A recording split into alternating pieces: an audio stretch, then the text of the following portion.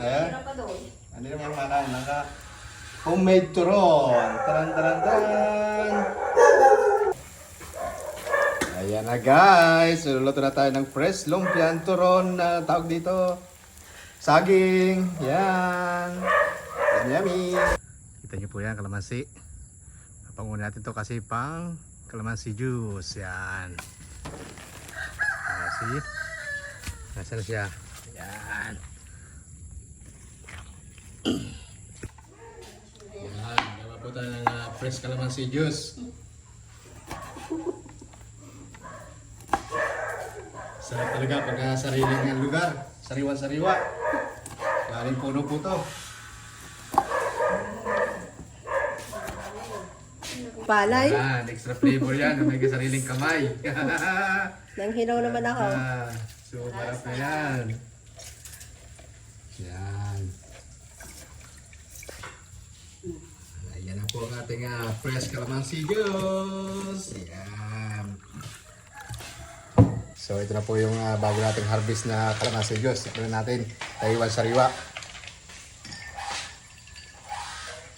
Oh, yeah.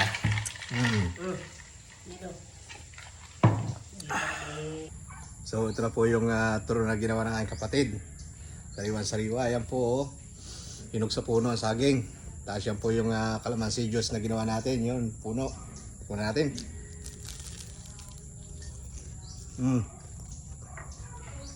Napakasarap. Alam mo, sariwan-sariwa mga kalamansi po dito. Manguha ka lang, may pangka ka na. Pag kalamansi juice, palinis ang katawan, lahat na po yan. Dala na. Thank you. Sito. Said mama, lalaki nga saging ng atin. Tikman natin ito sa pinsan kong lumi. Natin itong silang yung inagaw mo.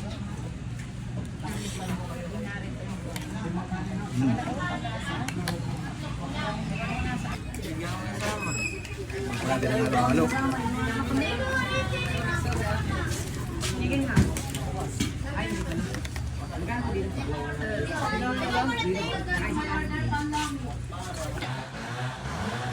Yan po guys, ito po yung paborito kong ube.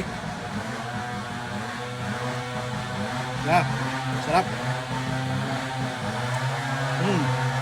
Ube po to, ube. Thank you.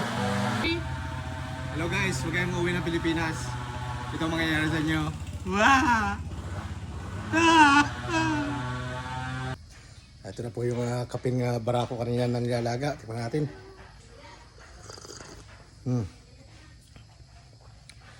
Kaping barako sa probinsya.